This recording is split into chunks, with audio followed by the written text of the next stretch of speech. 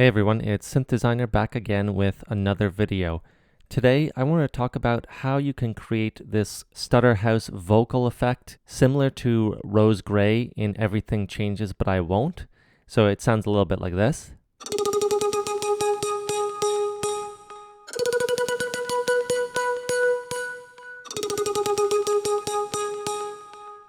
So I'm going to show you how to do it right now.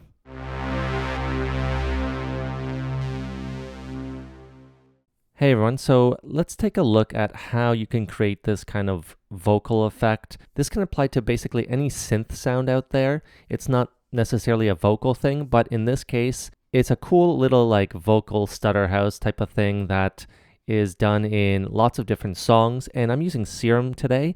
You don't need to use Serum, but you do need something that can manipulate LFOs and envelopes, as well as kind of have a sampler if you want to use the vocal technique. So I just took this vocal sample here. Very simple. So if you want to recreate this type of thing, you just need any vocal with a kind of sustained note, and then you just put it into your noise sampler, in this case for Serum. And there's a few elements here. So obviously we're not using any of the oscillators here. It's all about just this noise oscillator or this noise sampler. So if you're not familiar with Serum's noise sampler, it's essentially a way where you could just drag and drop any samples of any kind, and then you can manipulate them that way. So I do have it on key tracking here, and that way it changes based on which note I'm playing. As you can see, I have a few elements here that are key to this sound. So first off, the envelope is fully sustained here, and envelope 2 doesn't come in. Envelope 3 is what does a lot of manipulation. So when we take a look at it, we have the LFO1 rate, LFO2 rate, and the filter resonance all playing a part here. So let's take a look here. First off, let's start with this envelope. So what happens when you attach an envelope to an LFO? Well, depending on the envelope, say we had it fully sustained, it would essentially go up to this. You can see it moving. So it would essentially go up to that level and just stay there if it was a fully sustained sound. So, but what we want is it decaying. So we have this kind of decayed slope here, and it will slowly come down to this rate, as you can see. And as we hold it, since the envelope is fully sustained here in envelope 1, the amp envelope, and that's sustaining that full sound, this is just going all the way up and then coming down, and that's where we're changing the speed. Now in this case, you also don't want to keep it on BPM because it's going to fluctuate based on that. So if we were to have it on going from a bar to an eighth, it's kind of just not very pleasant. It just kind of doesn't work very well. It keeps you on grid, but it's not a great way of doing it. So we want to turn BPM off, and then that we just have the rate here. And you could play around with this. You can make it like really, just the more it goes up, obviously the faster it gets, and then it decays back down to that original position. So that's kind of the crux of the sound of how you get that manipulation of the speed. Then LFO2 here, again, we have this going. This is a little bit different, so let's bypass LFO1.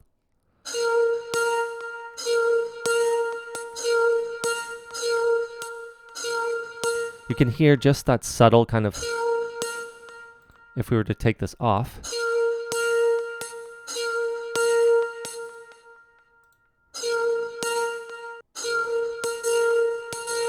you can hear it, it's really going up fast.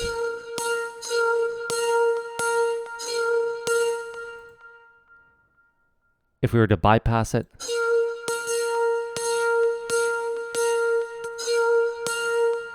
you don't get that kind of slight effect there. You can really hear when you just get that speed up.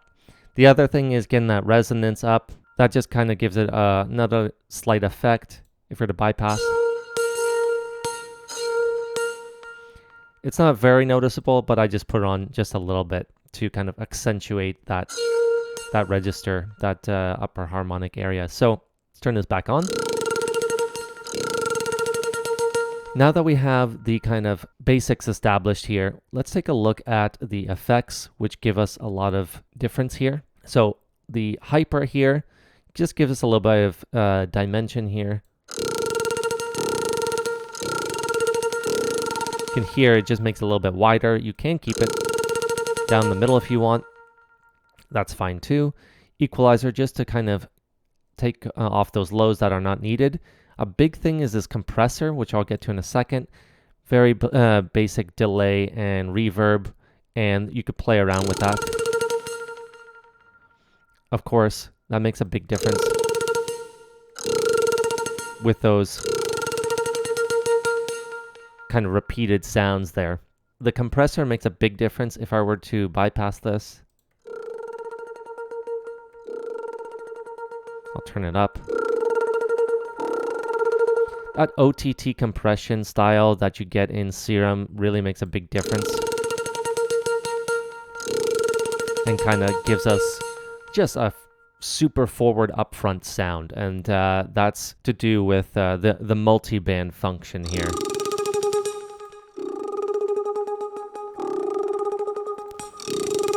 That multi-band just kicking up those mids there.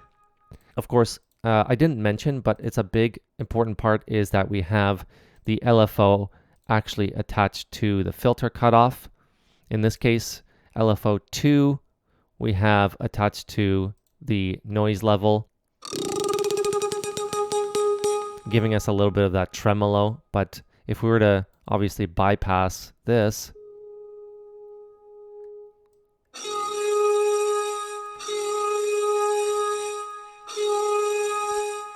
it's playing around with all the effects, but we lose all of that envelope manipulation.